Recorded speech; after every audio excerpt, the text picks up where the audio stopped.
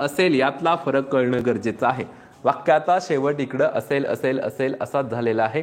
वाक्यामध्ये कशाविषयी बोललेलं आहे हे पहिल्यांदा आपल्याला कळणं गरजेचं आहे. मला पुस्तक असेल, मला म्हणण्यासाठी मी वापरून चालेल का? नाही. इथं वापरावं लागेल आय. इथं बनेल I will have a book. एवढं सोपं आहे ते बघा. I will have a book अशा पद्धतीनं वाक्य ते बनेल.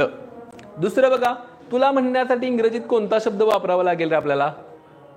महिन्याची फी बघायला गेलं तर 100 रुपये असते आणि आपण 100 रुपये प्रमाणित ऍडमिशन करतोय. फक्त टोटल तुम्हाला भरायचे आहेत सुरुवातीलाच 1000 रुपये. थँक्यू हेमा जाधव. चला चला यू वापरावं लागतं आहे ना. यूचे 2 अर्थ होतात बाळांनो आहे ना. आपण इथं पहिलं यू बघतोय, लक्षात ठेवायचं. यू म्हणजे तुला, तू असं होतं. हे व्यवस्थितपणे लिहून दिलेलं आहे बघा. You will have a book. बघा मी काय सांगतोय, आपलं जर दप्तर आत्ता उघडलं तर एकापेक्षा जास्त पुस्तकं असतात. म्हणजे माणसाकडे पुस्तक, आता आमच्याकडे सुद्धा तेवढी पुस्तकं असतात. म्हणजे बघा, एखाद्या रस्त्याने चालत असेल तर म्हणू शकतो आपण त्याच्या हातामध्ये एक पुस्तक आहे ना. तर he will have a book, त्याच्याकडे पुस्तक असेल. I will have a book. एक असेल तर अ बुक लिहा. एकापेक्षा जास्त असतील तर बाळांनो बुक्स लिहायचं, लक्षात ठेवायचं. काय लिहावं लागेल? बुक्स लिहावं लागेल. इथं एका पुस्तकाविषयी बोलतोय त्यामुळे बुक लिहिलं आपण. बा त्याला म्हणण्यासाठी इंग्रजीत प्रोनाउन कोणतं वापरावं लागेल रे बाळांनो? चला पटकन सांगा. त्याला म्हणण्यासाठी इथं इंग्रजीतलं प्रोनाउन कोणतं वापरावं लागेल? अनुज, चला तन्मय,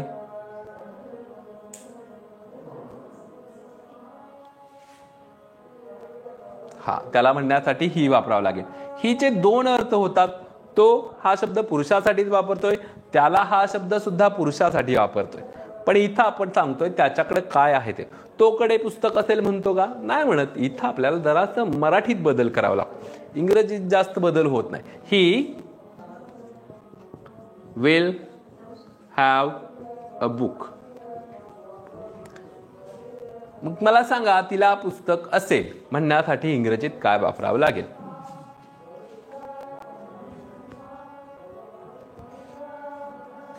तिला म्हणण्यासाठी इथं काय वापरावं लागेल ते मला सांग.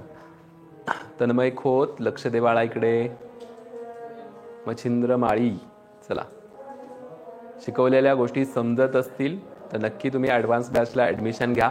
बेसिकमध्ये आपण इथपर्यंतच शिकवतो आणि याच्या पुढच्या गोष्टी शिकवण्यासाठी जर पालकांची अपेक्षा असते, एखादा पालक असा असतो की त्याला वाटतं माझ्या मुलाला खूप साऱ्या गोष्टी येत आहेत इंग्रजीतल्या, तर अशाच मुलांचा आपण ॲडव्हान्स बॅचला ॲडमिशन करतो. अदरवाईज आपण अदरवाईज आपण या मुलांचं बेसिक चांगलं करून घेतो. चला हां, शी वापरावं लागेल. चला मला सांगा, तुम्हाला फळ्यावरील वरील 3ही वाक्य समजली का? शी विल हॅव अ बुक. चला फळ्यावरील 4ही वाक्य बरोबर आहेत का एकदा कमेंट करा. फळ्यावरील 4ही वाक्य बरोबर आहेत का कमेंट करा. आयुष कोण नाही म्हणतंय?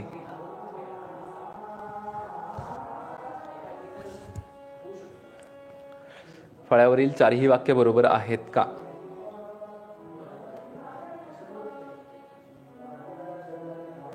सगळीकडे कार का वापर? मी तुम्हाला वाक्य समजावीत म्हणून शिकवतोय, ते वापरतोय. नाहीतर मी प्रत्येक ठिकाणी वेगळं वापरू शकतो. कसं असतं, ज्या गोष्टी तुम्हाला समजाव्यात अशी आमची अपेक्षा असते. माणसाची एक मेंटॅलिटी असते, मानसशास्त्र असतं, त्या गोष्टी आम्हाला माहीत आहेत. आम्हाला तो विषय होता बीएडला, त्या पद्धतीने आम्ही ते शिकवत असतो.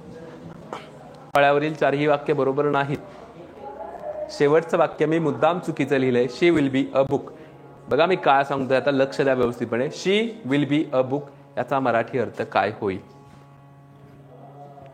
शी विल बी अ बुक याचा मराठी अर्थ काय होईल?